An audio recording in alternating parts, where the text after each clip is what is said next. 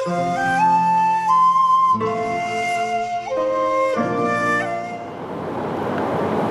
अन्य मित्र ने पूछा है कि आध्यात्मिक अनुभवों को आपने कभी भी महत्व नहीं दिया है। आप हमेशा कहते हैं कि उसे अस्तित्व का उपहार समझा जाए, पर कई बार इन्हीं अनुभवों के आधार पर मनुष्य अपने को कुछ विशेष मानने लगता है।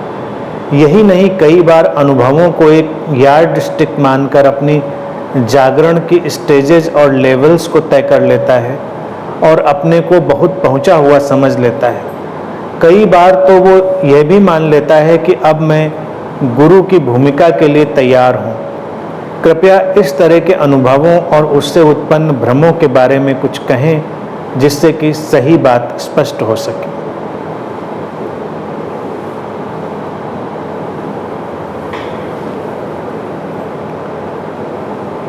आध्यात्मिक अनुभवों का सचमुच में कोई मूल्य नहीं है। इस बात को मैंने बार बार स्पष्ट किया है। अब आध्यात्मिक अनुभव शब्द ही अगर उपयोग किया जाए तो इसकी रेंज बड़ी व्यापक हो सकती है। इसको समझने के लिए हम बहुत सारे कॉन्सेप्ट्स उपयोग में ला सकते हैं। अब आध्यात्मिक अनुभव तो एक अंडरस्टैंडिंग का भी है, समझ का भी है, लेकिन आमतौर से व्यक्ति जिसे आध्यात्मिक अनुभव कहता है वो उसके साइकेडेलिक एक्सपीरियंसेस हैं, उसकी फैंटेसीज हैं, और जैसा कि लिखा है प्रश्न में कि विशेष मानने की कोई न कोई भावदशा है। आध्यात्मिक लोगों के पास समस्या ही यह है कि वो अपने को विशेष मानने लगते हैं। अब देखा जाए, क्या ये बीमारी को बढ़ाना नहीं हुआ? हम संसार में रह रहे हैं। संसार की पीड़ा क्या है कि हर व्यक्ति विशेष होना चाह रहा है, और विशेष होने के लिए वो सारा जो जाल है जीवन का वो फैलाता है, परेशान होता है, गला काट प्रतिस्पर्धा में जाता है, लोगों की टांगें खींचता है, अपनी टांगें खिंचवाता है, और उसको लगता है कि किसी न किसी तरह विशेष हो जाए।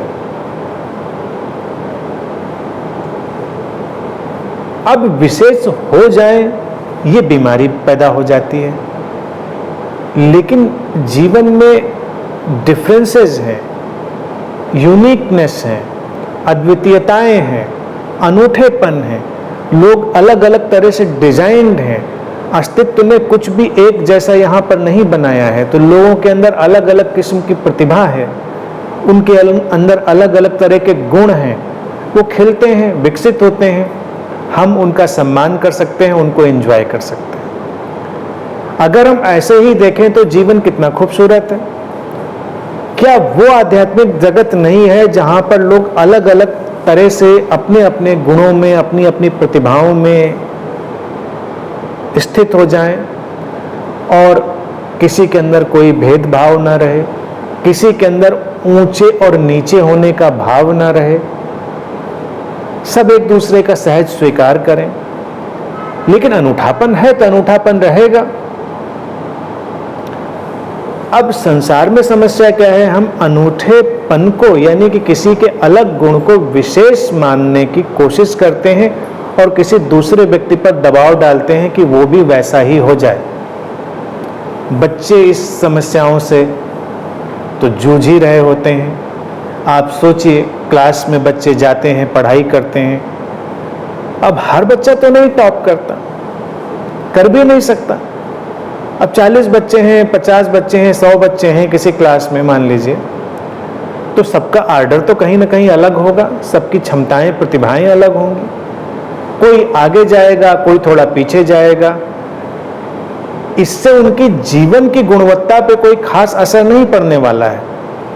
हम ये देख सकते हैं कि कोई किसी खास विषय में कुशल हो सकता है, कोई किसी खास गुण में कुशल हो सकता है, कोई जीवन की सामान्य स्थितियों में जीने में ही कुशल हो सकता है।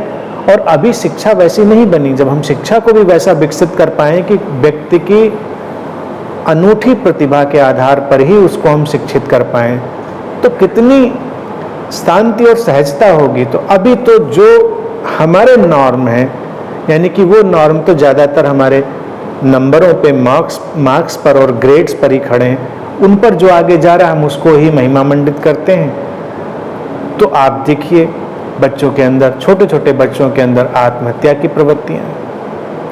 क्यों करनी चाहिए छोटे छोटे बच्चों को आत्महत्याएं, लेकिन कर रहे हैं। अक्सर आप समाचार में सुनेंगे, क्योंकि उनके ऊपर इतना दबाव है कि वो वैसा नहीं कर पाए जैसा उनको करना चाहिए था। और आत्महत्या ऐसा नहीं है कि असफल बच्चे ही कर रहे हैं, कम मार्क्स और कम ग्रेड वाले बच्चे भी कर रहे हैं, क्योंकि उनके ऊपर दबाव था कि तुमको इस ग्रेड में आना चाहिए था और वो उस ग्रेड में नहीं आए, तो समस्या हो गई। तो संसार में तो हम एक ऐसी मशीनरी पैदा कर रहे हैं जिसमें विशेष ही लगता है कि जीना चाहिए, और जो विशेष नहीं है उसको जीना ही नहीं चाहिए। राजनीति में भी हम आ जाएं तो राजनीति हो, उसमें भी ऐसा ही दिखाई देगा कि कोई विशेष गुण संपन्न व्यक्ति होगा, वही नेतृत्व करने में सक्षम होगा। लेकिन अगर हम राजनीति का भी पूरा इतिहास उठाकर देखें, नेतृत्व घटता है तमाम परिस्थितियों, स्थितियों और समूह की भावनाओं के कॉम्बिनेशन से। तो तमाम ऐसे लोग बड़े कुशल नेतृत्व देने वाले भी हुए, जिनको उस समय लोगों को लगता था कि ये व्यक्ति तो नहीं सक्षम है, नहीं कुशल है, लेकिन जब परिस्थिति आई तो उसने अपनी परफॉर्मेंस बहुत अच्छी दी, क्योंकि परिस्थिति पर ही परफॉर्मेंस निकलेगी। और परफॉर्मेंस जो है वो किसी एक व्यक्ति से ही नहीं निकलेगी, वो पूरी समग्रता जो सामाजिक परिवेश की होगी और स्थितियों परिस्थितियों की, उनके कॉम्बिनेशन से कुछ वेव पैदा होगी। तो हमको तो ओपन रहना चाहिए। ये विशेष व्यक्ति के जिंदा रहने की जो कोशिशें हैं वो समाज को विक्षिप्त बना रही। वही व्यक्ति अध्यात्म में चला जाता है। तो अध्यात्म में वो बजाय कि इस चीज को खत्म करने के, कि इस विशेषता को खत्म करके इस भाव को, हमको तो एक स्वीकार की भाव दशा में जीने का गुण अपनाना है और उस समझ को लाना है जिसमें हम देख सकें कि ये सब एक ही चेतना का विस्तार है। वो अलग अलग अनूठे ढंग से अपनी तरह से अभिव्यक्त होती है चेतना, और जब एक ही चेतना अभिव्यक्त हो रही तो समस्या क्या है, फिर हम उसको स्वीकार करते हैं पूरे सम्मान से। लेकिन ऐसा नहीं होता। वही व्यक्ति अध्यात्म में सोचता है कुछ ऐसे अनुभव हमारे पास आए जिससे हम विशेष हो जाएं, तो समस्या खड़ी हो जाती है। फिर तमाम ऐसे कल्ट पैदा हो जाते हैं जिनके पास तमाम ऐसे लिटरेचर हैं, जिनके पास तमाम ऐसी बातें हैं, जिनके पास उनको परखने के तमाम उपाय हैं। और आज तक ऐसा तो कोई पैमाना नहीं बना जिससे हम तय कर पाएं कि व्यक्ति की आध्यात्मिक अवस्था क्या हो गई। कोई पैमाना नहीं। पैमाना भी उस कल्ट का ही होगा, यानी कि जिस कल्ट में कोई व्यक्ति बहुत उच्च अवस्था में हो सकता है, वही व्यक्ति किसी दूसरे कल्ट में बिगनर भी हो सकता है, और किसी एक कल्ट का बिगनर किसी दूसरे कल्ट का बहुत एडवांस व्यक्ति भी हो सकता है। कुछ भी हो सकता है, आप सर्वे करके देखिए इन चीजों पे। तो इसीलिए टूट टूट कर कल्ट बनते रहते हैं। लोगों की मांग होती है, उनके अपने समूह होते हैं, उस समूह के अनुसार उसकी सप्लाई शुरू हो जाती है, और अलग अलग ये विखंडन, ये जो बिखराव है, ये लोगों के अंदर घटता रहता है। अब एक मुहावरा कहते हैं, करेला नीम चढ़ा, यानी करेला भी हो और वो नीम के ऊपर पैदा हुआ तो और कड़वा हो जाता है। वो हालत तब पैदा होती है जब ऐसे विखंडित मानसिकता और बिखराव की भावदशा से भरा हुआ व्यक्ति गुरु भी बन जाए। उसको जल्दी जरूर होती है, क्योंकि गुरु बनने की जल्दी क्यों होती है उस ऐसे व्यक्ति को? क्योंकि फिर अपना मत फैले, लोग कहें कि नहीं बात तो ठीक है, और जितने लोग उस बात को मानते जाएं उतना ही अपनी बात में भरोसा जमता जाए कि नहीं बिल्कुल सही बात होगी। अगर सही बात ना होती तो इतने लोग कैसे मान लेते? तमाम ऐसे गुरुओं को मैं जानता रहा हूं, और तमाम अध्ययन करने के और एनालिसिस के माध्यम से भी मैं उसको देखता रहा हूं कि उन गुरुओं को भरोसा ही तब आता है अपनी बात पर जब उनका समुदाय बड़ा होता है। आप उनकी बिगनिंग में देखिए, उनकी बातें थोड़ी सी कम कॉन्फिडेंस से होती हैं, फिर उनका समुदाय बड़ा होता जाए तो उनका कॉन्फिडेंस बढ़ता जाता है, और कईयों का तो कॉन्फिडेंस ओवर कॉन्फिडेंस में बदल जाता है, क्योंकि समुदाय बहुत बड़ा हो गया तो आप फिर कोई भी बात कहिए आपको लगता है कि सही ही होगी, इतने लोग यूं ही तो कोई बात नहीं मान लेंगे। और फिर आप एनालिटिकल पॉइंट ऑफ व्यू से देखिए, इसी बात का शिकार तो राजनेता भी हो जाता है। जब वो मेजॉरिटी में आता है, जब उसका वोट बैंक बड़ा होता है, तो उस नेता को भी, राजनेता जो होता है उसको भी लगने लगता है कि बिल्कुल सही मैं कर रहा हूँगा सब, इसीलिए तो इतना मेरा वोट बैंक बढ़ा हुआ था। तो फिर वो गलतियां शुरू करता है, अपने ओवर कॉन्फिडेंस में वो सारी चीज़ें फिर उल्टी सीधी करता है और फिर से सारी चीज़ें कोलैप्स होती हैं। तो ये सब चलता है। आध्यात्मिक समझ तो ये है कि आपकी बात को कोई नहीं मानता, फिर भी आपको उतना ही कॉन्फिडेंस है। कॉन्फिडेंस का मतलब है कि आप तो जानते हैं ना यही बात है, तो उसमें इतने समर्थन की जरूरत भी क्या होगी। अगर आप सपोज करिए आप खुश हैं इस समय, तो आपको किस प्रमाण की और किस चीज की जरूरत है कि कोई आकर आपको बताए कि नहीं नहीं आप खुश हैं। आप शांत हैं तो आपको किस प्रमाण की जरूरत है। आप अपने घर में अकेले बैठे हैं, आप शांत हैं, आपको किसी प्रमाण की जरूरत नहीं है। अक्सर शांत और खुश लोग होते हैं वो थोड़ा अकेले बैठ जाते हैं कहीं, अगर वो नेचर के पास होते हैं तो कोई नदी किनारे जाके बैठ गया, तो कोई किसी पेड़ के नीचे, तो कहीं उनकी अपनी एक दुनिया है आनंद की, और फिर वो अपने आनंद को जब शेयर भी करता है तो भी बड़ी सहजता से। लेकिन अगर कोई अपने अंदर परेशान है और परेशानी के बाद उसने कोई प्रोजेक्टेड आनंद अपने ऊपर डाला है, यानी प्रोजेक्टेड हैप्पीनेस, तो उसको वैलिडेशन की जरूरत जरूर पड़ती कि दो लोग कहें कि नहीं आज तो आप बहुत प्रसन्न लग रहे हैं, तो वो शीशे में जाके अपना मुंह देखता है कि क्या मैं सच में प्रसन्न लग रहा हूँ, ठीक है लग रहा हूँ, लोग कह रहे हैं तो लग ही रहा हूँगा। फिर 4 लोग कहते हैं तो कहें बिल्कुल ही लग रहा हूँगा, संख्या बढ़ जाए फिर अब वो उन लोगों को छोड़ नहीं सकता। इसीलिए गुरु शिष्य का रिश्ता कई बार ऐसा टूवे हो जाता है कि आपको लगता है गुरु लोग शिष्यों को क्यों पकड़ते हैं। ये किसी को गुत्थी नहीं समझ में आती कि गुरु लोग शिष्यों को क्यों पकड़ते हैं, क्योंकि उन्हीं से तो उनका वैलिडेशन खड़ा है। अगर वो सब चले जाएंगे तो प्रमाणित कौन देगा, प्रमाणित कौन करेगा। तो पकड़ना है शिष्यों को, गुरुओं को पकड़ना है। तो ऐसे लोग जिनका जिक्र किया है, जो अभी किसी डिस्टॉर्टेड अंडरस्टैंडिंग में है, वो निश्चित गुरु बनने की कोशिश करेंगे। अगर परिस्थितियां साथ देंगी तो वो जरूर बनेंगे, और बनते रहे हैं अतीत में, आगे भी बनेंगे। और खुदा न खास्ता अगर उनको लिखने की क्षमता हुई, अभी उनका मानसिक संतुलन उस धरातल पर हुआ कि वो कुछ लिख सकते हैं, प्रवचन दे सकते हैं, तो वो कुछ किताबें लिख डालेंगे, प्रवचन दे डालेंगे। वो बाद के लिए नज़ीर बन जाएगी, बाद के लोगों के लिए वो एक उदाहरण बन जाएगा, और लोग पढ़ पढ़ के कंफ्यूज होते रहेंगे। उनको लगेगा कि हाँ भाई ये वाली अवस्था तक तो हम नहीं पहुँचे, ये वाली अवस्थाएं तो बहुत ज़रूरी थी, ये अनुभव तो बहुत ज़रूरी थे, या ये बातें तो बिल्कुल अलग किस्म की थी। ये लिटरेचर उठा के देखिए, तमाम लिटरेचर ऐसी बेकार की बातों से भरा पड़ा है। अध्यात्म जगत में एक बात और भी चलती है, जब लोग कहेंगे अरे भाई ये कहाँ लिखा है, किस शास्त्र में लिखा है। मैं कहता हूँ ना लिखा हो, हु केयर्स कि लिखा है। भाई जो सही है वो सही है, नहीं लिखा है तो नहीं लिखा है, नहीं लिखा है तो क्या करें इस बात का। और लिखा है जो बात है ना, देखिए वो कितनी अजीब है। ये मुहावरा पता नहीं क्यों चला और आज की तारीख तक चलता है। लोग कहेंगे भाई बताइए किस शास्त्र में लिखा है। जो 500 साल 1000 साल पहले कोई किताब लिखी गई, वो आज आपके लिए बड़ी भारी चीज बन गई है, और जो आज कोई किताब लिखेगा वो आज से 500 साल बाद उतनी ही शास्त्र बन जाएगी। तो अगर कोई विक्षिप्त व्यक्ति मान लीजिए 2-4 वॉल्यूम लिख डाला, और 500 साल 1000 साल बाद वो भी लिखा हुआ हो जाएगा, कि कोई पूछे कहाँ लिखा, कहेंगे देखिए वो लिखा है, वो 3 वॉल्यूम लाइब्रेरी में लगे, उसी में लिखा हुआ है। क्या फर्क पड़ता है इन बातों से।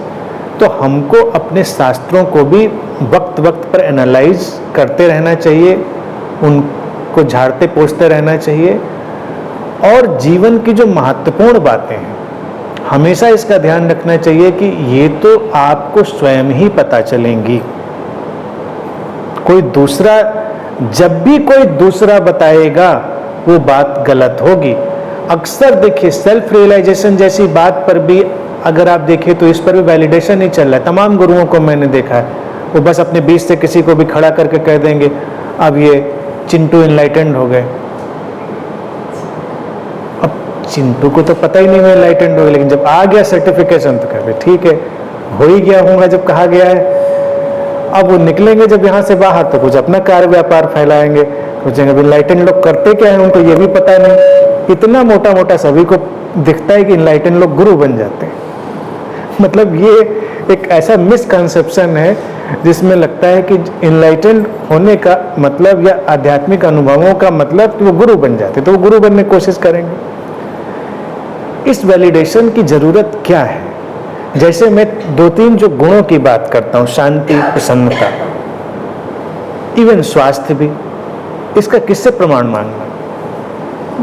अपने अगर सामाजिक अनुभव में देखें, प्रेम किससे प्रमाण मान? आपको प्रेम हुआ, घट गया, ठीक है, आपको किससे प्रमाण मानना? आप पूछने जाते हैं कि भाई क्या मुझे प्रेम हो गया है, आप बताएंगे इस बात को? फिल्मों में जरूर बताते हैं इस बात को, गानों में या तमाम सिचुएशन से कि नहीं अब इसको प्रेम हो गया है या उसको प्रेम हो गया है। तो हम ऐसी महत्वपूर्ण बातों पर जब कोई वैलिडेशन नहीं ढूंढते, और कौन सा थर्मामीटर, बैरोमीटर आया है जिस पर ग्रेड्स बन जाएं? जैसे कि प्रेम शब्द है तो प्रेम की क्या ग्रेड्स बताए को? गहरा है, बहुत गहरा है। बच्चे जैसे बात नहीं करते हैं, कितना प्रेम करते हैं, इतना, इतना या इतना। तो जितने हाथ फैलते हैं उतना फैला के आदमी कहता नहीं इतना करते हैं। कोई क्राइटेरिया नहीं है, बस प्रेम है, वो अपने ढंग से खिलेगा, फैलेगा, फूलेगा, आगे बढ़ेगा। इसी तरह से ध्यान है। ध्यान और प्रेम को जब एक ही तरह से कहा गया तो वो भी एक ही जैसा रहेगा कि ध्यान के भी क्या ग्रेड्स होंगे? कोई ग्रेड्स नहीं होंगे। ध्यान है तो है, अपनी तरह से उसकी खिलावट होगी और अलग अलग व्यक्ति के लिए अपने अनूठेपन में होगी। जीसस ने कहा प्रेम और परमात्मा एक ही जैसे, यानी कि उन्होंने उस बात को और ऊंचाई दी। मैं समझता हूं उन्होंने कोई फार्मूला नहीं बताया, उन्होंने समझने का एक तरीका दिया कि परमात्मा के अनुभव को कैसे तय करेंगे, प्रेम के अनुभव की तरह से ही तय करेंगे। जीवन में कोई ग्रेड क्राइटेरिया नहीं बन पाएगा। अगर जीसस किस बात को एक्सेप्ट करें कि प्रेम परमात्मा जैसा है या परमात्मा प्रेम जैसा है, किसी भी एंगल से देखें, तो जब आपके अनुभव में वो परम विश्रांति घट गई, वो अल्टीमेट रिलैक्सेशन घट गया, वो अल्टीमेट अंडरस्टैंडिंग घट गई, तो आपको पता है, आपको पूरी तरह पता है। जैसे प्रेम घट गया तो आपको पूरी तरह पता है, इसी तरह से अगर परमात्मा घट गया तो आपको पूरी तरह पता है। किसी भी प्रमाण की जरूरत नहीं, किसी शास्त्र की जरूरत नहीं, किसी गुरु की जरूरत नहीं। ये सरल ढंग से अगर चीजों को देखना शुरू करें तो ये आध्यात्मिक अनुभवों के नाम की जो विक्षिप्तता है वो धीरे धीरे कम होगी और लोग समझेंगे इन बातों को। बाकी जैसी जिसकी डेस्टिनी है वो वैसा पहुंचेगा वहां पर, और उन बातों की भी बहुत चिंता नहीं करनी। यानी कि इस बात को लेकर भी परेशान नहीं होना है किसके साथ क्या होगा क्या नहीं होगा, क्योंकि होगा। अस्तित्व में तो इतनी यूनिकनेस है कि सबके साथ एक ही जैसा तो नहीं होगा। कुछ लोग विक्षिप्त भी होंगे, कुछ लोग डिरेल्ड भी होंगे, तो कुछ लोग स्वस्थ भी होंगे, कुछ अच्छे भी होंगे। यहाँ तो पोलर अपोजिट के कॉम्बिनेशन से ही संसार चल रहा है, वो हमेशा वैसा ही रहेगा।